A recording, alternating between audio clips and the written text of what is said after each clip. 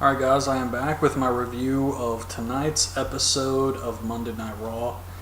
But before I get into that, I wanted to do a quick run through of Smackdown for June 6th. And this show started with the Usos versus Rybaxel. I don't know what's up with the Usos entrance, their little Samoan thing they do, but the timing's off and it's actually getting worse. And I don't know how that's possible because they've been doing this for years. But the Usos win with a splash. Then Seth Rollins and Triple H come out. Triple H says Rollins was the mastermind behind the Shield. He's responsible for Ambrose and Reigns' success. And Rollins tells the crowd that he owes them nothing. He's the only person he owes anything to. And Dolph Ziggler comes out. He cuts a good promo on Rollins. Triple H puts him in a match. So it's Rollins versus Dolph. And of course, this was a good match here. It was predictable. I mean, you knew Rollins was going to win since he just turned heel. But he did a lot of selling for Dolph here, and it was good.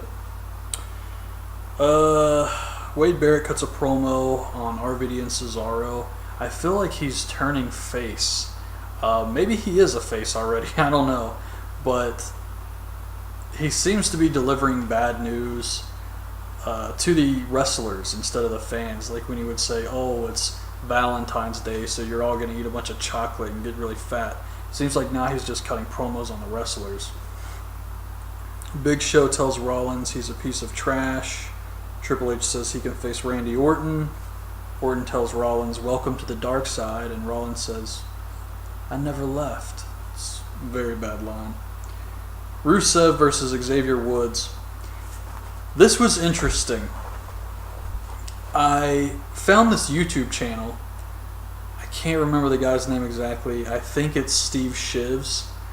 But you can easily find his channel by looking up top 5 stupid things about Batman or top 5 stupid things about Spider-Man. He does all these different top 5 videos. Top 5 stupid things about Star Wars. But he also makes wrestling videos, like top 5 stupid things about WWE, pro wrestling, WrestleMania. And I also noticed he does these wrestling videos called Wrestling with Wrestling. And I only watched a little bit of one of those, but he brought up a really good point, and something I haven't noticed myself, but Rusev has been squashing all the black wrestlers. With the exception of Zack Ryder, he squashed Kofi, then R-Truth and Xavier Woods at the same time, and then Big E. He's just been running through all the black wrestlers. And I can't believe I didn't notice that. I don't think a lot of people noticed this, including WWE, so it was a pretty interesting point he was making there. And he did say, I don't think they're aware of this, it's just kind of something you notice, but Rusev wins, of course, squashes him. Then it's Cesaro versus RVD versus Wade Barrett for the title. This match was hilarious if you like watching RVD get destroyed. And it was a good match overall anyways. But Barrett hits the bullhammer for the win. Really enjoyed this match. And Cesaro's chest thing, the way he's walking to the ring is just awesome. Bray Wyatt cuts a promo. This was his big return to television. And I have to say, I was surprised that Seth Rollins was on SmackDown with Triple H right after turning heel. And then you have Bray Wyatt make his return on SmackDown. Just kind of surprising since SmackDown has always been the B show. And I also have to give credit to Batista for working so many SmackDowns. That guy worked a crap load of SmackDowns during his return. He worked a lot, more than Randy Orton. Alicia Fox versus Natalya. Natalya counters a tilt-a-whirl backbreaker. Gets the win. Alicia Fox attempts to freak out again, but they play her music, and Michael Cole's like, well, that's your cue. So she goes to leave, and it was kind of embarrassing, like, ugh, you know, they're cutting these freakouts a little short now. She barely did anything before they played her music, and then she gets in the ring and just crawls away like a cat, and that saved it. That was great. Santino versus Bo Dallas. Bo wins. He says that Santino tried his best. He needs to believe. It'll be interesting to see what Bo does when he finally loses, because you know he's going to freak out. That's his whole thing. Big Show versus Randy Orton. Triple H gets on the apron. Big Show grabs Triple H and Orton. Rollins runs out, knees Big Show in the head. Then Orton RKO's him. Rollins stomps his head into a chair twice, and that was the end of the show. So that was SmackDown. Moving on to Monday Night Raw. This show, oh man, this was pretty boring. This was the epitome of average. Nothing special here at all. Just an incredibly bland show. Yeah, this one just dragged on and on and on. It was like every single thing they did here was boring tonight. Starts off with Triple H and Stephanie coming out. Daniel Bryan is stripped of the title. In real life, his neck surgery is going very slowly, his recovery. And they weren't sure if he would be better in time for the pay-per-view, but it's going even slower than they expected. And I actually heard online on the Wrestling Observer that his right arm is actually getting weaker from something that happened during surgery. So who knows what's going on with that. It sucks, but I completely understand WWE has to do something, and they stripped him of the title. It's really their only option. But you know what? When he returns, he's going to get huge pops and everything, and I'm sure he's just going to be skyrocketed back to the top. So maybe it's not a good thing, but maybe it's not as bad as it seems. It's Barrett versus Sheamus, and this was a good match. Had a lot of near falls, but it started off a little slow. I wasn't really into it, but it turned out to be the best thing on this show. You could watch the first 30 minutes of Raw and just be done with everything else. Sheamus hits the Brogue Kick for the win, so he qualifies for the Money in the Bank ladder match, which right now consists of Del Rio, Sheamus, and Randy Orton, who Triple H put in just because he's so great. Bray Wyatt cuts a promo on urges and how the Shield lost control of their urges or something like that. Then Lana comes out and cuts the best promo she's done yet. She shows a video of Obama working out in the gym. I don't know if this was really Obama, but it was just a really silly video. You see this really skinny guy working out, doing lunges, and then she shows photos of Vladimir Putin doing karate and riding a horse shirtless. It's just great stuff. Then Rusev squashes Zack Ryder. It's Ryback versus Goldust and R-Truth, who is his jobber partner for this week. Axel gets a roll-up on Goldust. Summer Rae drops milk, or dumps milk on Layla and throws her around backstage. I guess maybe this will lead to a match. Who knows? Who cares? Reigns and Ambrose destroy 3MB. 3MB's in the ring. Ambrose and Reigns come out, just beat the crap out of them, and that shitty director who I talked about last week in my review, who misses all these spots and needs to be fired, completely missed Roman Reigns spearing Heath Slater on the ramp. Missed the entire thing. They eventually showed it again in a replay, of course, from a different angle, and you could see it. But yeah, he missed the big spear on the ramp. Just get rid of that guy. So Ambrose and Reigns cut a promo on Rollins. Ambrose says that he's the scum of the earth, and then he drops the mic. And he picks it up and hands it to Reigns. But I thought this was funny because in the Payback Predictions video I did, I talked about just how cringeworthy it was when Ambrose dropped the pin during the, the contract signing. And it was so bad because he was supposed to be like this big tough guy, and he was so mad at Evolution, and then he grabbed the pin and dropped it. And someone left a comment. I can't look at the comments right now to give that person credit, but they talked about how it would be funny if he just changed his gimmick to dropping things. And maybe when he's talking on the microphone, he just drops it and then picks it up. And that's exactly what happened here. He just dropped the microphone, then he went and picked it up and handed it to Reigns. So, these dogs, you probably can't hear them, but one of them is having a nightmare right now and making weird sounds. That is really distracting. So, yeah, then they talk about Orton and Triple H. Then it's the Usos versus Fandango and Damien Sandow. Excuse me. This was funny because it was so sad and Sandow was just so happy.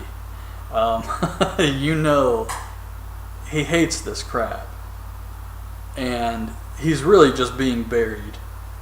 But he had the biggest smile on his face while he comes out wearing, I don't even know what you'd call it, a leotard, and holding one of those, oh God, what's it called? I think I wrote something down here. A ribbon twirler. Like a ribbon twirling person.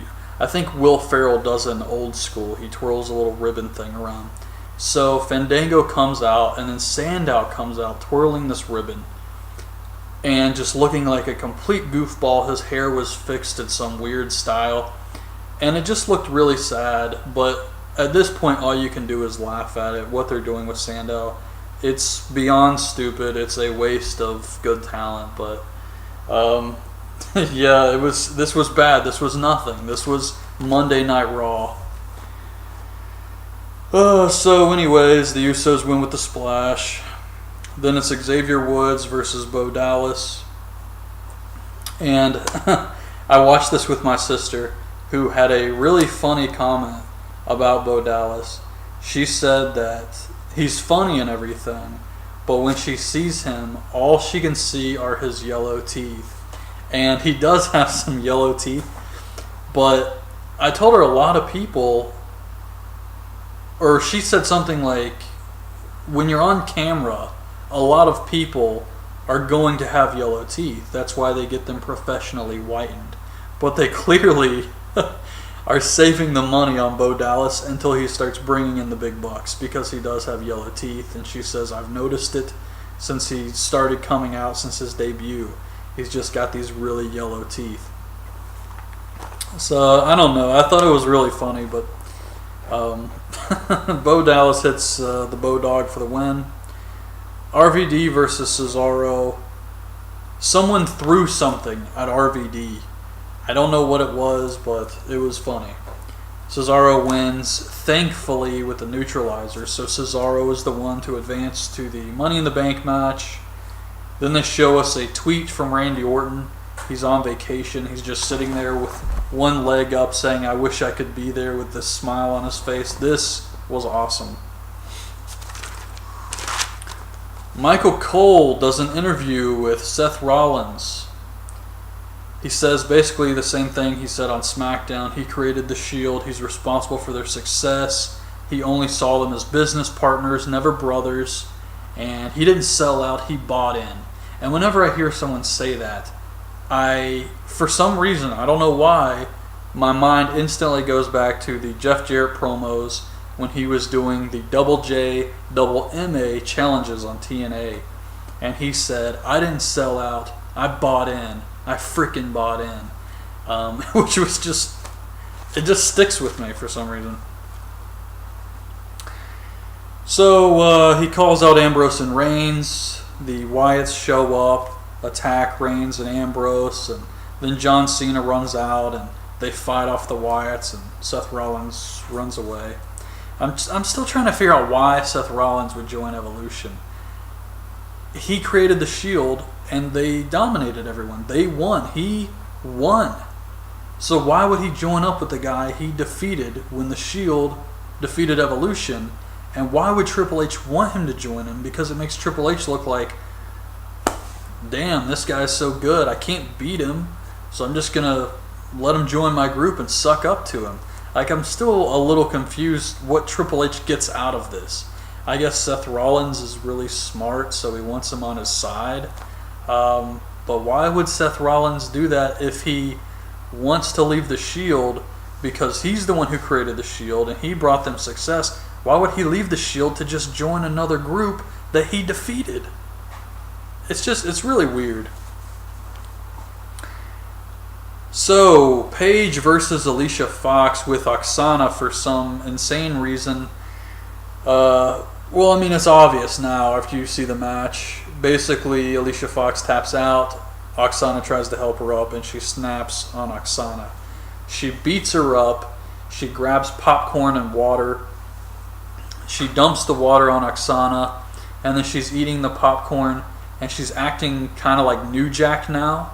And so she dumps the popcorn on Oksana and then tries to force feed her the popcorn. So she was like a combination of New Jack and Sting when he was the Joker and was trying to feed Hulk Hogan the vitamins. That's what I thought. Swagger versus Santino. Swagger wins a nothing pointless match. Cody says, Cody's backstage talking to Goldust. He says that he found him a partner who can match his star power and magnify his magnificence, and he's going to introduce him next week. I'm sure it's Cody Rhodes, and it's probably going to be some alter ego of his. Vicky is talking to Stephanie and Triple H backstage. She has some champagne. She says she wants to celebrate them stripping Daniel Bryan of the title and firing Brad Maddox. And she sneezes on the champagne glasses. So Stephanie slaps them out of her hands and says, "Vicky, I fired you once already. Don't make me do it again." And then tells her to get the hell out. I don't know what the point of this was. Vicky's a heel, Stephanie's a heel, and it wasn't funny. This was just a waste of time. And it was so stupid, and Vicky's acting is terrible. Just bad.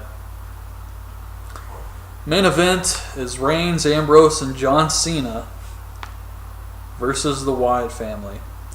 And I saw one of the funniest signs I've seen in a long time. There was a guy in the crowd with a sign that said, "Push Cena." That was great.